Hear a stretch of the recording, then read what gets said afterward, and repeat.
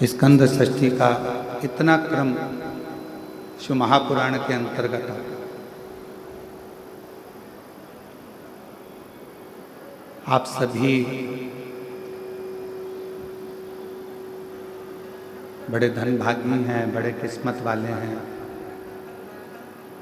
और बड़े भाग्यशाली हैं। शिव जी की बड़ी कृपा आप सभी पर है, जो भगवान देवाधिदेव महादेव भगवान शिव आप पर करुणा करें हैं, कृपा करें हैं, दया करें हैं। और जो ये बोलबम सेवा कल्याण समिति कथा करा रही है, वो स्कंद षष्ठी के दिन आज प्रारंभ हो रही है। उसके लिए मैं श्री दया सिंह जी आपको बहुत बहुत धन्यवाद देता हूँ, जो इस पवित्र कथा का लाभ आप सभी को आपके माध्यम से प्राप्त हो रहा है। बोलबम का नारा है, दोनों हाथ उठाकर बोल बम का नारा है, सारी समस्या का हल। प्रेशर नहीं आ रहा है, प्रेशर देखिए।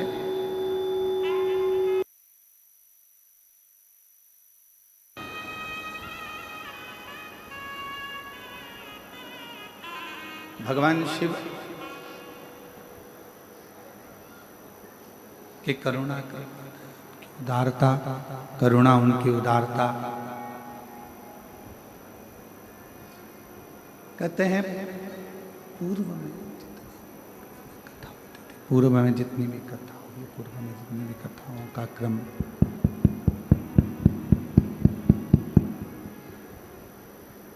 पूर्व में जितनी भी कथा हुई हैं, जितनी भी पूर्व में कथा का क्रम रहा है,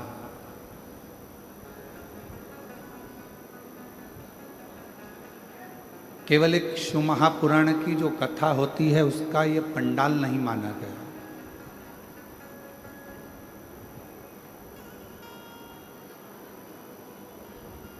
जहाँ पर भी भगवान शंकर की कथा होती है, शिव महापुराण की कथा होती है, उसको पंडाल नहीं कहते, उसको पंडाल उसको पंडाल नहीं बोलते हैं, उसको पंडाल नहीं कहा जाता। शिव महापुराण की जो कथा होती है, जो भी स्थान होता है, उसको भगवान शिव का कैलाश धाम माना गया है, जहाँ बैठकर शिव भक्त शिव महापुराण की कथा को श्रवण करते हैं।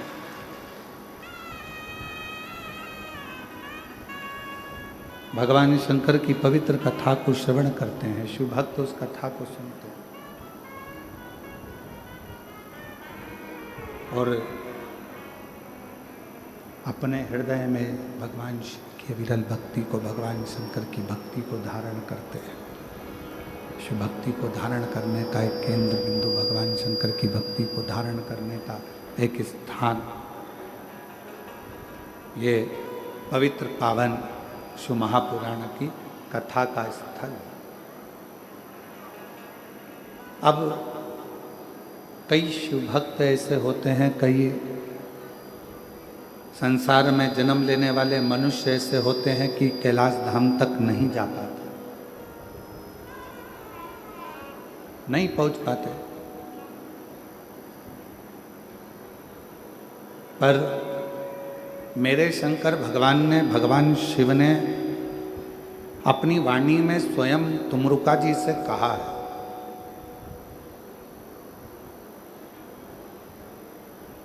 अपनी वाणी में स्वयं तुमरुका जी से एक शब्द कहा कि है तुमरुका, जहाँ आप कथा कह रहे हो, जहाँ मैं इस कथा को ईसर गोरा बनकर श्रवण कर रहा हूँ, चंचुला देवी जिस कथा को के लिए, चंचुला देवी अपने पति बिंदुक की मुक्ति के लिए, मोक्ष के लिए एक कथा श्रवण कर रही है। तो आज मैं वचन देता हूँ तुमरुका जी कि जिस स्थान पर ये पवित्र शिव महापुराण की कथा जहाँ पर भी होगी वो भूमि साधारण नहीं कहलाएगी। शिव जी कहते हैं वो मेरा कैलाश 7 दिन तक वहीं पर विराजमान रहेगा और भगवान शिव की अविरल कथा का रसपान करेगा। 7 दिवसीय शिव महापुराण की कथा संपूर्ण विश्व के कल्याण के लिए, संपूर्ण जगत के कल्याण के लिए, संपूर्ण जगत के उद्धार के लिए ये कथा श्रावण के महीने में प्रारंभ हुई। अब जैसे श्रीमद् भागवत जी श्रवण करने का एक नियम होता है कि एक स्थान पर बैठकर बड़े आनंद के साथ कथा का रस तत्व ग्रहण किया जाए। रामचरितमानस का एक नियम होता है कि रामचरितमानस 24 घंटे में, 9 दिन में, 1 माह में, त्रैमासिक में, 12 महीने में, जैसा भी आपको क्रम करना हो उस क्रम से उसको पूर्ण किया जाए। उसी तरह उसी क्रम में शिव महापुराण का एक नियम है और वो नियम संपूर्ण श्रोताओं को, चाहे वो आस्था चैनल पर, टीवी पर सुन रहे हो,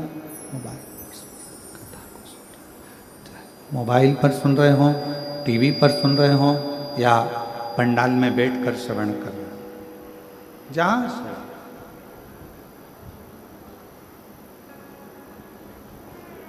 कथा के श्रोताओं का एक नियम होना चाहिए और वो नियम यहाँ बताया गया है कि कथा को सुनने वाला, कथा को श्रवण करने वाला, कथा को सहजने वाला, कथा को श्रवण करने वाला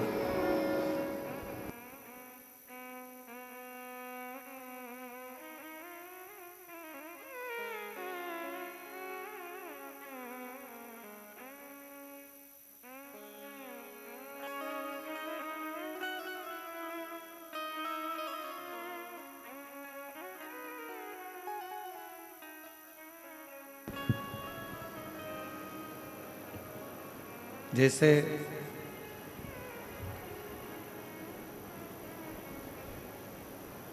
श्रीमद् भागवत का एक नियम होता है, जैसे रामचरितमानस का एक नियम होता है, उसी तरह शिव महापुराण का भी एक नियम होता है। उसी तरह और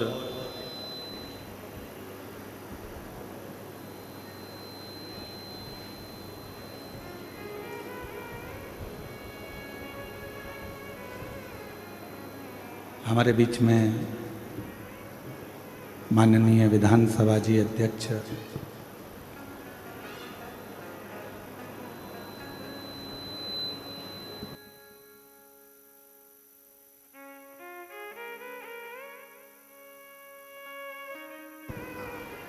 हमारे बीच में डॉक्टर रमन सिंह जी, धर्मपत्नी जी श्रीमती वीणा सिंह जी पधारी हैं और उनकी बहनें भी यहाँ पर पधारी हैं। एक बार जोरदार ताली बजाकर उनका स्वागत, वंदन, अभिनंदन।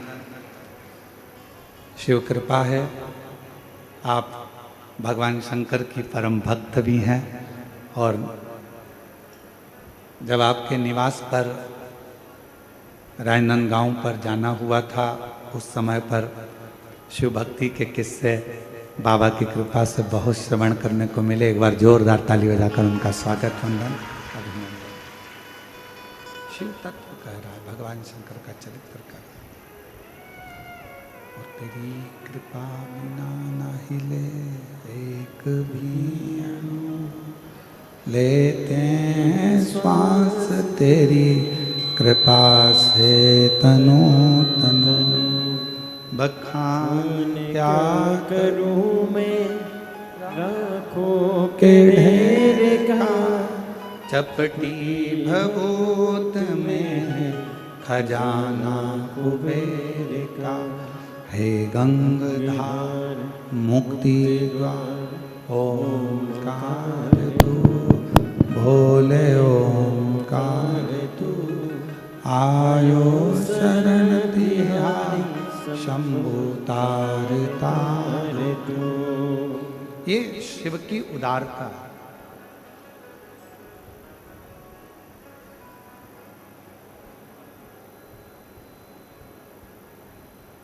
तो स्वयं भगवान शिव कह रहे हैं तुमरुका जी से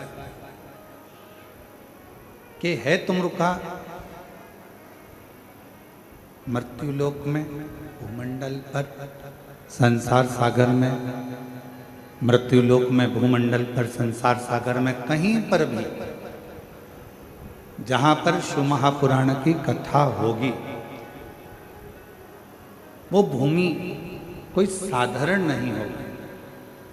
जितने दिन शिव महापुराण की कथा चलेगी उतने दिन कैलाश वहीं पर विराजमान रहेगा और उस कैलाश पर बैठकर लोग कथा सुनेंगे। अब कथा का नियम श्रीमद् भागवत जी का नियम अलग है। श्रीमद् भागवत जी का नियम अलग है, श्री रामचरितमानस का नियम अलग है, विष्णु पुराण जी का नियम अलग है। सारी पुराणों को सुनने का नियम अलग अलग है।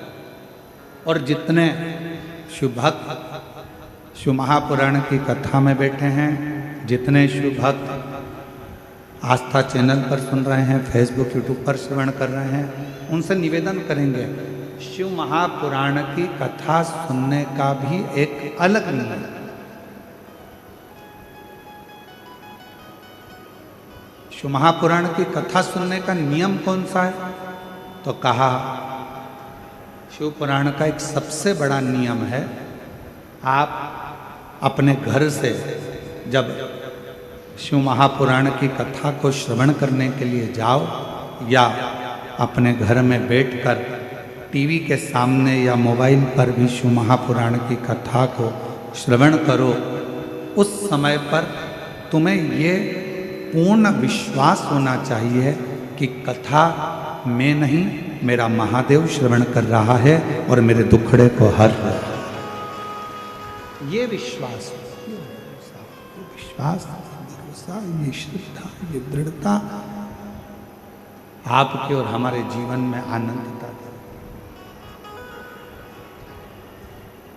और फिर निवेदन है, अपना समय बिल्कुल बर्बाद मत करो। आपके मन में अगर शिव जी के प्रति विश्वास है,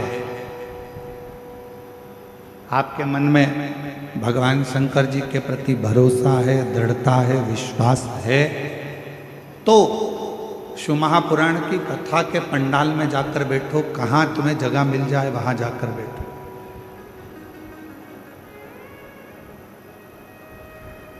यदि विश्वास नहीं है, भरोसा नहीं है, शिव जी पर हमारा दृढ़ता नहीं है, तो फिर कथा में जाने की जरूरत नहीं है। अपना काम करो, अपने घर में रहो, अपने व्यस्त हो। ये कथा, क्योंकि रामचरितमानस में तुलसीदास बाबा ने अपने शब्दों में कहा है शंकर विश्वास रूपिणो। ये कथा ही विश्वास है और विश्वास को ही शिव कहा गया।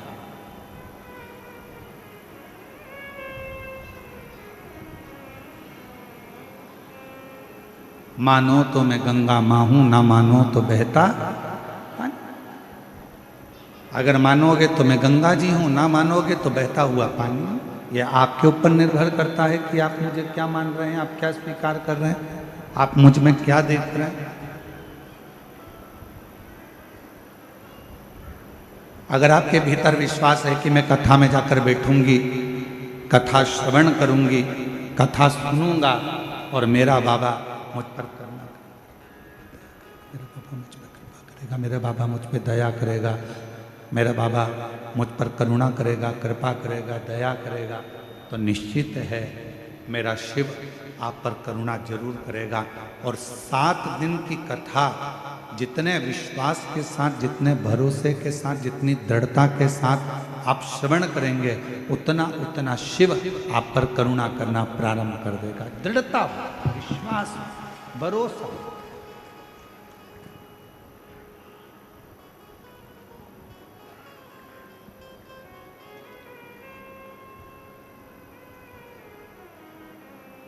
आपका घर बड़ा है छोटा है वो मायना नहीं रखता।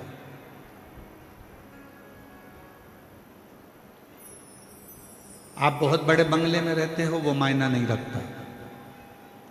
आप छोटे से मकान में रहते हो वो मायना नहीं रखता। आपका घर बड़ा है या आपका घर छोटा है वो मायना नहीं रखता।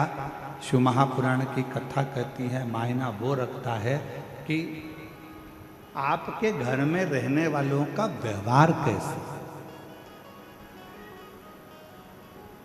आपके घर में जो रह रहे हैं, आपके घर में जो निवास कर रहे हैं, आपके घर में जो रह रहा है उसका व्यवहार कैसे। मालूम पड़े बंगला तो बहुत बड़ा है, घर बहुत बड़ा है और व्यवहार जो घर में रह रहे हैं 4 लोग 5 लोग 10 लोग घर के रहने वाले हैं उनका व्यवहार ही अच्छा नहीं है तो घर का बंगला किस काम का।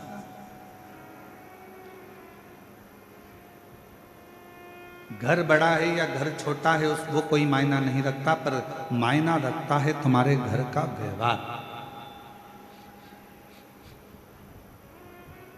तुम्हारे घर का व्यवहार कैसा है, तुम्हारे घर में रहने वालों व्यक्तियों का व्यवहार कैसा है। मालूम पड़े एक बहू उधर मुंह फुला कर रह रही है, एक बेटा उधर रह रहा है, एक बेटी उधर रह रही है, घर में थोड़े से रिश्तेदार आए, मालूम पड़ा ननन भाभी से ना बोले, भाभी ननन से ना बोले, ननन नंदोई से ना बोले और पत्नी पति से ना बोले। सारे रिश्तेदार आते जरूर हैं पर मालूम पड़े आपस में व्यवहार ही ठीक ना हो तो बड़े बंगले का करोगे क्या। मकान बड़ा या मकान छोटा होने से व्यक्ति के जीवन में सुख नहीं है।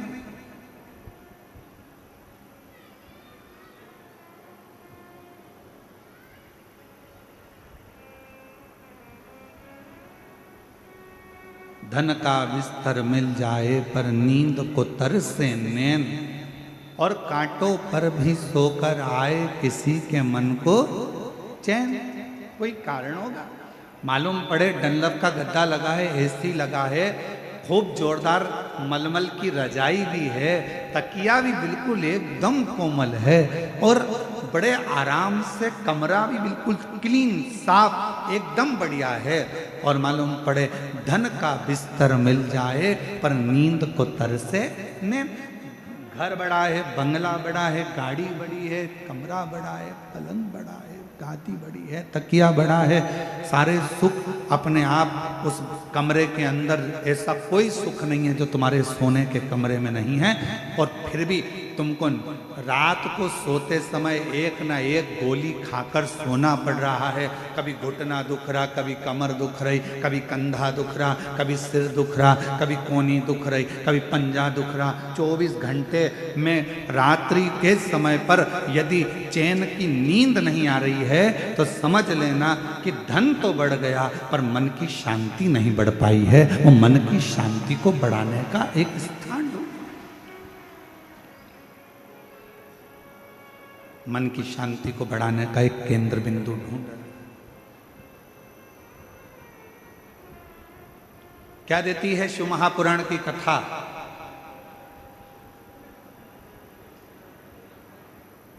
क्या प्रदान करती है शिव महापुराण की कथा। शिव महापुराण की कथा देती है पक्का विश्वास, पक्की दृढ़ता।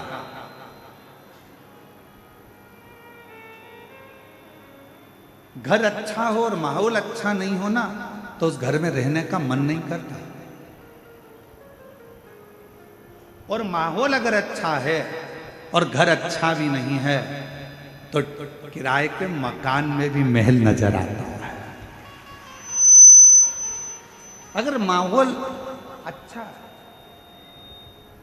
मकान अच्छा नहीं है, मान लो मकान अच्छा नहीं है और माहौल अच्छा है तो किराए के मकान में भी सुख नजर आता है, किराए के मकान में भी आनंद नजर आता है, किराए के मकान में भी आनंद की अनुभूति होती है।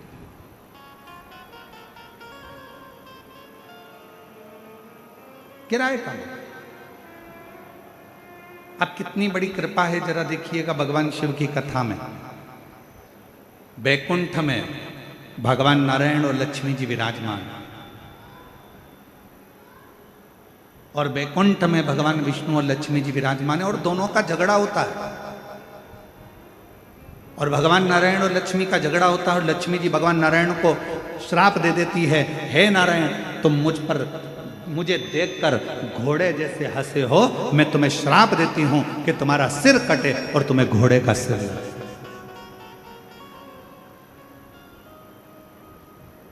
अब देखिए जरा, श्राप दिया गया।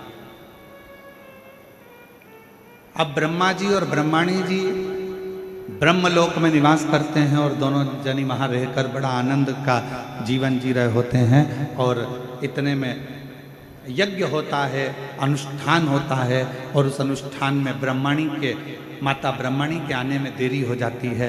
माता सावित्री उस यज्ञ के अंतर्गत विराजमान हो जाती हैं, और माता ब्रह्मणी उनको श्राप दे देती हैं, ब्रह्मा जी, तुम्हारी अर्धांगिनी होने के बाद भी तुमने यज्ञ में मेरी प्रतीक्षा नहीं करी, मैं तुम्हें श्राप देती हूं कि मृत्यु लोक में कहीं पर भी तुम्हारे मंदिर नहीं होंगे, मृत्यु लोक में कहीं पर तुम्हारा पूजन ना होगा, केवल एक पुष्कर की भूमि ऐसी होगी जहां पर तुम्हारा पूजन होगा, जहां पर तुम्हारा मंदिर। अब जरा विचार करिए, बैकुंठ लोक है, वहां पर भी भगवान नारायण और लक्ष्मी का थोड़ा सा विवाद हुआ, लक्ष्मी जी ने श्राप दिया। ब्रह्मलोक है, ब्रह्मलोक में भी सारा ठाठ है, और माता ब्रह्मणी ने ब्रह्मा जी को श्राप दिया। पर केवल सारे लोकों में एक लोक मृत्यु लोक ऐसा है, जिस मृत्यु लोक के अधिपति भगवान देव अधिदेव महादेव हैं, दोनों आनंद के साथ विराजमान रहते हैं, और भगवान शंकर और पार्वती दुनिया के लोगों को प्रेरणा देते हैं कि सुख बड़े मकान में नहीं, अगर कैलाश की कंदराओं में भी रह रहे हो और माहौल अच्छा है तो सुख उस कंदरा में भी प्राप्त हो, सुख उस कंदरा में भी मिल सकता है, सुख उस कंदरा में भी प्राप्त हो सकता है।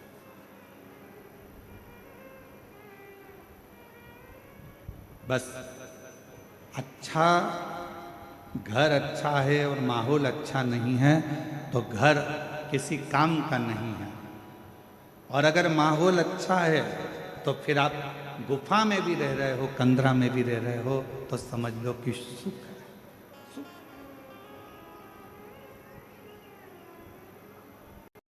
और देख लिया संसार हमने, देख लिया सब मतलब के यार हमने, देख लिया झूठे नाते झूठे रिश्ते, झूठे नाते झूठे रिश्ते, अरे झूठा है संसार हमने देख लिया, सब मतलब के यार हमने देख लिया, देख लिया संसार हमने देख लिया, सब मतलब के यार हमने देख लिया। ये संसार की धारणा भगवान शंकर की ये पवित्र कथा,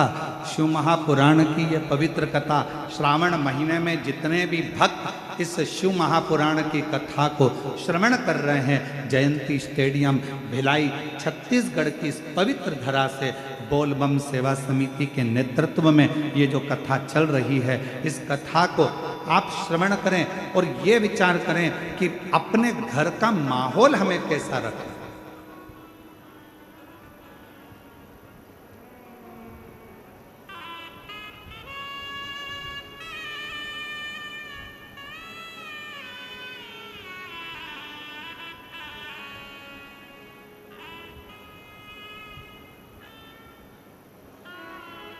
घर को यदि साफ करना जरूरी है तो मन को भी साफ करना जरूरी है।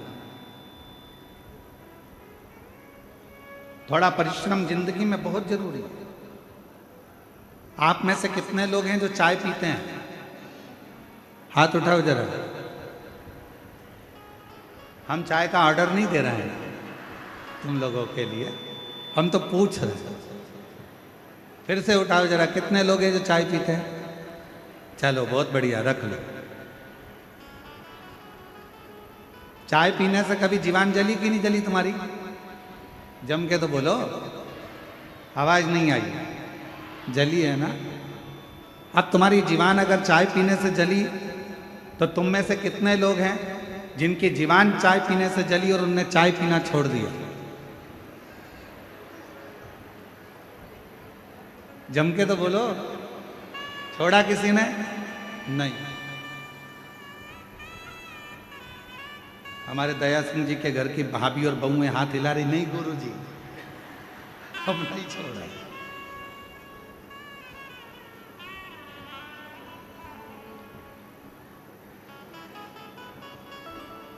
अब जरा विचार करिए, चाय से तुम्हारी जीवान जल गई तो तुमने चाय पीना छोड़ा क्या? नहीं, चाय पीते रहे। जब चाय से जीवान जली तो तुमने चाय पीना नहीं छोड़ा।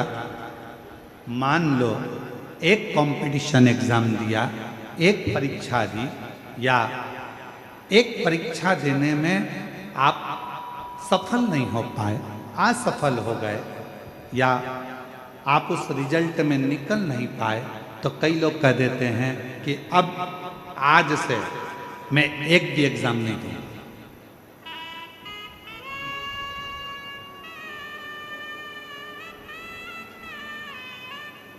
अब मैं कोई परीक्षा नहीं दूंगा। अरे भाई, चाय से जीवान जल जाती है तो लोग चाय पीना नहीं छोड़ते, पीते रहते हैं। अगर एक एग्जाम नहीं निकल पाए, एक परीक्षा नहीं पास कर पाए, तो क्यों टेंशन लेना? चाय पीना नहीं छोड़ी, उसी तरह एग्जाम देना मत छोड़ो। एक ना एक दिन तुमको उस मंजिल तक वो एग्जाम पहुंचाई दे। क्यों हिम्मत हारते? क्यों टेंशन लेते हो? अपनी हिम्मत नहीं हार। और मैंने तेरे ही भरोसे, जिसको आता है वो साथ में गाया करो। मैंने तेरे ही भरोसे हवा बिच उड़ती जावांगी, बाबा डोर हटो छड़ी नामे कटी जावांगी। भोले मैं तेरी पतंग, शंभू मैं तेरी पतंग, हवा बिच उड़ती जावांगी, बाबा डोर हटो छड़ी नामे कटी जावांगी। भोले मैं तेरी पतंग। क्यों हिम्मत हारना? परिश्रम करते जाओ। कई लोग कहते हैं गुरुजी हमारे घर का माहौल ठीक नहीं है, अब मैं घर में नहीं रहूंगी, मैं घर छोड़कर चली जाऊंगी। कोई कहता है मैं घर छोड़कर चले जाऊंगा, मैं ऐसा कर लूंगा। शिव महापुराण की कथा कहती है अपने घर का माहौल ठीक करने की जवाबदारी किसी दूसरे ने नहीं ली है। अपने घर के माहौल को ठीक करने की जवाबदारी आपकी अपनी है, स्वयं।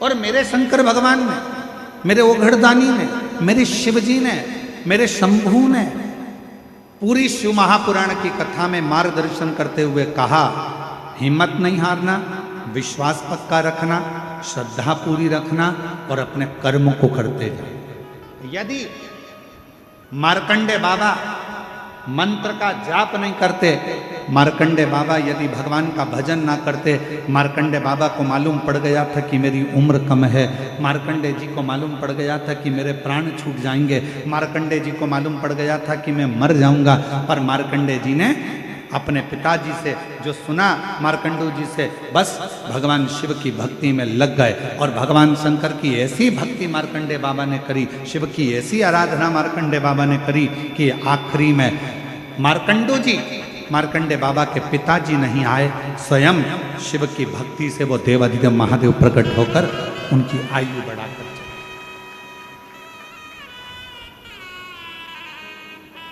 स्वयं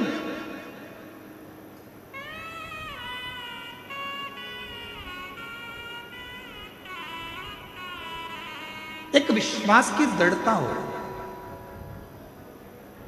और शिव महापुराण की कथा, पूरी कथा में विश्वास मूल है, भरोसा मूल। एक बहन जी ने एक पत्र लिखा है और उन्होंने उस पत्र में तुमरुका जी का नाम लेकर जो सफेद आंकड़े की जड़ का प्रयोग था वो किया है। और पहला पत्र आया है जिसमें हमारे कथा के पंडाल में पहला पत्र है जिसमें उन्होंने तुमरुका जी का फोटो भी लगाकर भेजा। और मैं आस्था चैनल वालों से कहूँगा कि जितने लोग भी एलईडी पर कथा सुन, एलईडी पर दिख रहा है ये कथा, एलईडी पर कथा सुन रहे हैं तो पहले वो सावन के महीने में आज स्कंद षष्ठी है, आप लोग तुमरुका जी का दर्शन करिए, जिसमें तुमरुका जी का नारद जैसा स्वरूप है, घोड़े का मुंह लगा है और हाथ में वीणा है और करताल लेकर वीणा लेकर तुमरुका जी, ये वो तुमरुका जी हैं जिनको शिव जी की अनुपम कृपा है और जिनका नाम लेने से नारी के जीवन का ऐसा कोई रोग नहीं है जो समाप्त नहीं होता हो। यहाँ तक कि शरीर में, गर्भाशय में, चेस्ट में अगर गठान भी पड़ जाती है और तुमरुका जी का नाम लेकर जल चढ़ाकर अगर आचमन किया जाता है तो वो गठान तक गल जाती है। ऐसा तुमरुका जी का वो चित्र। दर्शन हो रहे हैं सबको? एलईडी वालों, जिस जिस पंडाल में दर्शन हो रहे हैं एक बार जोरदार ताली बजाकर साधुता करें। ये वो तुमरुका है। अब पत्र, मेरा नाम रामेश्वरी साहू है, पति सूरज साहू है, पता जयंती नगर दुर्ग छत्तीसगढ़ की रहने वाली है। कहीं बैठी हो तो हाथ हिला सकती हैं। बच्चा आया है क्या साथ में? आया है? हाँ, लेकर आ जाइए। एक बार वापिस हाथ हिलाओ। हाँ, आ जाइए। मेरा नाम रामेश्वरी साहू है, पति सूरज साहू है, हम जयंती नगर दुर्ग छत्तीसगढ़ के रहने वाले हैं। मेरी शादी को 15 साल हो गए थे और 15 साल से मेरे यहाँ कोई संतान नहीं थी। गुरुजी, हमने बहुत से डॉक्टरों को दिखाया, पत्र एलईडी पर दिख रहा होगा, आप हमारे साथ में पत्र को पढ़ सकते हो और पत्र पर उंगली चलेगी, आप साथ में पढ़ सकते हो। 15 साल हो गया था शादी को लेकिन कोई संतान नहीं थी। गुरुजी, हमने बहुत से डॉक्टरों को दिखाया, वेदों को भी दिखाया, गोदी भी भरवाई, फिर भी हमें संतान का सुख नहीं मिला। लोग मुझे ताना देते थे कि इसकी कोई संतान नहीं है, यह बांझ है, सब अपशब्द कहते थे। तभी मेरे परिवार में मेरी माँ, पापा और बहन ने कहा, आस्था चैनल पर सीहोर वाले गुरुजी पंडित प्रदीप मिश्रा की कथा आती है, उसे सुन और गुरुजी जो भी उपाय बताएं उसे कर। मैं बहुत परेशान थी गुरुजी, कुछ समय नहीं समझ नहीं आ रहा था। फिर मैंने 2020 से आपकी कथा सुनना प्रारंभ करी और सुनते सुनते विश्वास हो गया कि अब संतान देगा तो मेरा भोलेनाथ ही देगा। मैं ये विश्वास कर सफ़ेद आंकड़े की जड़ का उपाय जो आपने बताया, पशुपति नाथ का व्रत जो आपने बताया, पंडाल में बैठकर कथा सुनने का फल जो आपने बताया, हम दोनों पति पत्नी ने सफ़ेद आंकड़े की जड़ का उपयोग किया, पशुपति व्रत किया और एक बार नहीं, 2 बार, 3 बार, ऐसा मैंने 4 बार किया। आप कहते हो ना हिम्मत मत हारना, बाबा ने ऐसी कृपा करी गुरुदेव, डॉक्टर के हिसाब से मैं माँ नहीं बन सकती थी, पर बाबा की कृपा से 2024 में मेरे घर में बाबा की कृपा से संतान ने जन्म लिया 15 साल के बाद। 15 वर्ष। एक लाइन अच्छी लिखी है, आप और हम गुनगुना लो। अरे लुटा दिया भंडार काशी वाले ने दिया माला माल काशी वाले ने लुटा दिया भंडार काशी वाले ने कर दिया माला माल काशी वाले ने लुटा दिया भंडार काशी वाले ने लुटा दिया भंडार काशी वाले ने लुटा दिया भंडार काशी वाले ने कर दिया माला माल काशी वाले ने लुटा दिया भंडार काशी वाले ने कर दिया माला माल काशी वाले ने जो जैसी भावना लाया वो वैसा ही फल पाया जो जैसी भावना लाया वो वैसा ही फल पाया नहीं खाली उसे लौटाया वो मन ही मन हरसाया नहीं खाली उसे लौटाया वो मन ही मन हरसाया और कर दिया। आप भी बोलो साथ में, श्रावण का महीना चल रहा है, बड़े प्रेम से कर दिया माला माल काशी वाले ने लुटा दिया भंडार काशी वाले ने। इस पत्र में उन्होंने एक लाइन लिखी है, बड़ी अच्छी लाइन, देखिए।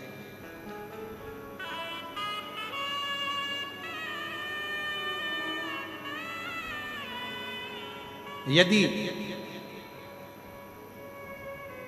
दुनिया का कोई व्यक्ति शिव महापुराण पर यदि विश्वास कर लेगा तो गुरुजी मैं छाती ठोक कर कहती हूं कि मेरा कुबरेश्वर बाबा भंडार भर देगा।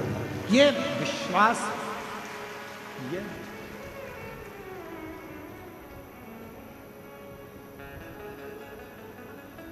और जितनी मेरी जीजियां बैठी हैं, जितने मेरे जीजा बैठे हैं, जितनी मेरी बेटियां बेटाएं, मेरी माताएं जितनी बैठी हैं, मैं आपको निवेदन करूं, जितने विश्वास से आप शिव महापुराण की कथा को श्रवण करेंगे, और ये विश्वास ही तो है जो 5 पंडाल लगे होने के बाद भी भक्तों का सैलाब पंडालों के बाहर खड़ा हुआ है, ये आपका विश्वास और आपकी दृढ़ता और आपका भरोसा है।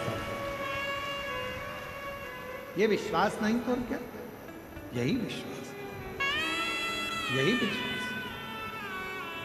और जो जैसी भावना लाया वो वैसा ही फल पाया, नहीं खाली उसे लौटाया वो मन ही मन हरसाया, कर दिया उसे निहाल काशी वाले ने, लुटा दिया भंडार काशी वाले ने, लुटा दिया भंडार काशी वाले ने, कर दिया माला माल काशी वाले, लुटा दिया भंडार काशी वाले ने, लुटा दिया भंडार काशी वाले ने, कर दिया माला माल काशी वाले ने। भंडार काशी वाले ने कर दिया माला माल काशी वाले ने। एक विश्वास यदि है तो शिव आपके करीब है।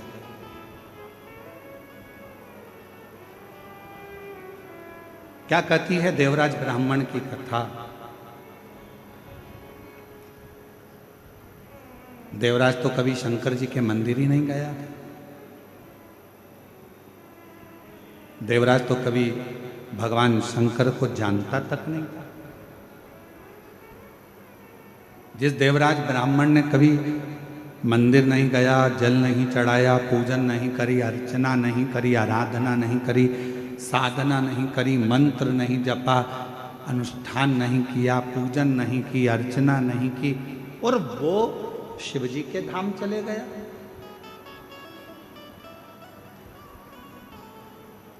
वो भगवान शंकर के धाम चले गया।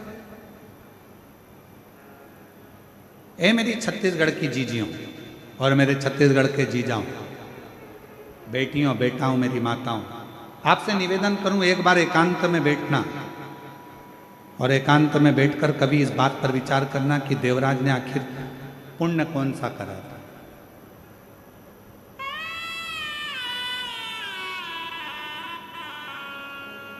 कभी एकांत में बैठकर ये विचार करना कि देवराज ने ऐसा कौन सा पुण्य कर लिया। ना कभी एक लोटा जल चढ़ाया उसने, ना कभी अभिषेक किया, ना कभी पूजन करी, और ना देवराज ने कभी मंत्र का जाप किया, ना अनुष्ठान किया। फिर करा क्या? जो भगवान शंकर देवराज को अपने नंदी पर बिठाकर लेकर कैलाश धाम तक जा रहे हैं। ना पूजन, ना अर्चना, ना अनुष्ठान, ना जप, ना मंत्र, ना साधना, कुछ नहीं करा। देवराज ने केवल एक काम करा, 5 मिनट शिव महापुराण की कथा में बैठकर कथा को सुन लिया और उसे परम धाम मिल गया। परम धाम। ना जल चढ़ाया, ना अनुष्ठान किया, ना तप करा, ना साधना करी, ना व्रत करा।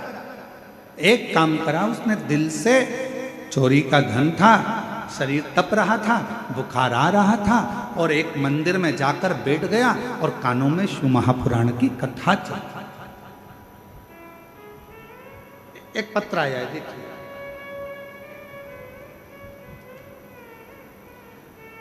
मेरा नाम योगिता शर्मा है, मैं राजिम की निवासी हूँ, जिला गरियाबाद से आई हूँ। कहीं बैठी हों तो हाथ हिला सकती हैं, अगर कहीं बैठी हों तो हाथ हिला सकती हैं। मेरा नाम योगिता शर्मा है, मैं राजिम की निवासी हूँ, जिला गरियाबाद से आई हूँ। और अगर कहीं बैठी हों तो हाथ हिला दें, और अगर बैठी हों आप ही हैं ऐसा हाथ हिला दें। वापिस हिला। आइए एक बेलपत्र लेकर जाइए, आ जाइए। गुरुजी, मैं पशुपतिनाथ के व्रत की महिमा, एक लोटा जल व मंदिर की साफ सफाई का कितना बखान करूं उतना कम है। पत्र को आप लोग एलईडी पर पढ़ सकते हैं। मैं पशुपतिनाथ जी, मेरा बेटा निकाल नहीं पाया। दूसरी बार फिर से उसने यूपीएससी की परीक्षा दी, इंटरव्यू दिया, सिलेक्शन नहीं हुआ। एक बार फिर शॉर्ट लिस्ट में उसका नाम आया। हमें लगा कुछ महीने में उसका सर्विस ऑर्डर आ जाएगा, पर कुछ नहीं हुआ। फिर से मेरे बेटे ने तैयारी करी। मैंने अपने बेटे से कहा, बेटा, वो सियोर वाला महाराज कहता है कि अगर मेहनत पूरी करी जाए, परिश्रम पूरा करा जाए, रात दिन एक करा जाए, और आखिरी में एक बेलपत्री पर शहद लगाकर शिवजी को चढ़ाकर एग्जाम दिया जाए तो बाबा सुनता जरूर। मेरा बेटा बोला, माँ एक बार अपन रुद्राक्ष महोत्सव में सीहोर चलते हैं। मेरा बेटा मुझे 2022 में सीहोर ले गया। मेरे बेटे ने कंकर शंकर की पूजा करी। गुरुजी, 29 अप्रैल 2022 को राजिम से रतलाम की 7वें दिन की कथा सुनने हम पंडाल में चले गए, क्योंकि हमने सुना है कि पंडाल में बैठकर जो मांगा जाता है वो बाबा देता है।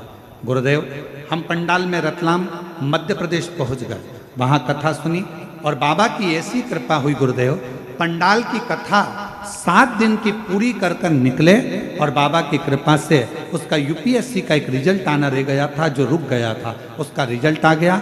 और आज मेरा बेटा सेंट्रल गवर्नमेंट सर्विस का ऑर्डर आ गया और मेरा बेटा आज सेंट्रल गवर्नमेंट की सर्विस कर रहा है। गुरुदेव, मेरा बेटा राजिम क्षेत्र का सेंट्रल गवर्नमेंट की जॉब का पहला लड़का है जिसने सेंट्रल गवर्नमेंट की बड़ी नौकरी उसको प्राप्त हुई यूपीएससी की परीक्षा फाइनल कर कर। आज मैं बाबा को यहाँ धन्यवाद देने के लिए आई हूँ कि कुबेरेश्वर बाबा की ऐसी कृपा है गुरुदेव कि अगर पंडाल में कथा सुनते सुनते जो मन में आता है कुबेर भंडारी उसको पूरा जरूर करता है। मैं शिव को नमन करने के लिए आ जाओ। जो जैसी लाया वो ऐसा ही फल पाया, नहीं खाली उसे लौटाया, वो मन ही मन हर्षाया, कर दिया उसे निहाल काशी वाले ने, कर दिया महला एक बार जोरदार ताली बजाएं।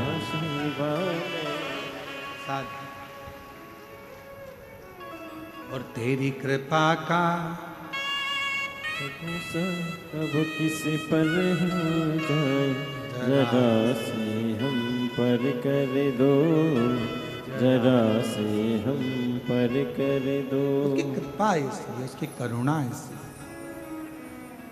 कितना विश्वास लेकर आप कथा सुन रहे हैं ये आपके ऊपर निर्भर करता है। कितनी दृढ़ता धारण कर कर आप कथा सुन रहे हैं ये आपके ऊपर निर्भर करता है। आप शिव महापुराण पर कितना भरोसा करते हैं ये आपके ऊपर निर्भर करता है। सीहोर वाले महाराज जी तो 7 दिन कथा सुनाएंगे चले जाएंगे। दयाल सिंह जी इस कथा का आयोजन कराए हैं, बोलबम समिति इसका आयोजन कराई है। समिति आयोजन कराकर अपना आनंद पाती है, जनमानस को श्रवण कराती है कथा। अब ये आपके ऊपर निर्भर करता है कि आप अपने घर से जब चले हो, घर के लोगों ने पूछा कहाँ जा रही हो, आपने कहा शिव महापुराण की कथा भिलाई में हो रही है, हम बाहर नहीं जा सकते, हम बहुत दूर नहीं जा सकते, अपने भिलाई में हो रही है, जयंती स्टेडियम में हो रही है। लोग कहेंगे पानी गिर रहा है, कीचड़ हो रहा है, कहाँ बैठोगी? मेरा छाता है ना, मेरा छाता है ना, मेरी पन्नी है पॉलीथीन, बैठूंगी, कथा सुनूंगी, दिल से सुनूंगी। पंडाल में जगह नहीं मिलेगा, बाहर बैठकर सुनूंगी, पर कथा को श्रवण कर कर अपनी नगरी में, अपने छत्तीसगढ़ में, अपनी भिलाई में, अपने जयंती स्टेडियम में हो रहा है। दुनिया के लोग बाहर बाहर सुनने जाते हैं, कम से कम मेरे लिए मेरा बाबा यहां तक आया है, मुझे जाना है, कथा श्रवण कर, मुझे कथा। विश्वास कितना, भरोसा कितना, दृढ़ता कितनी, कितने विश्वास के साथ आप कथा को श्रवण करते हो ये आपके ऊपर निर्भर करता है।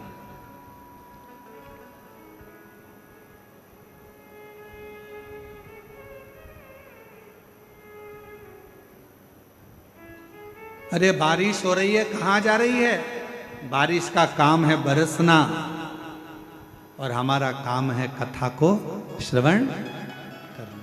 ये हमारा कार्य, हम सुन।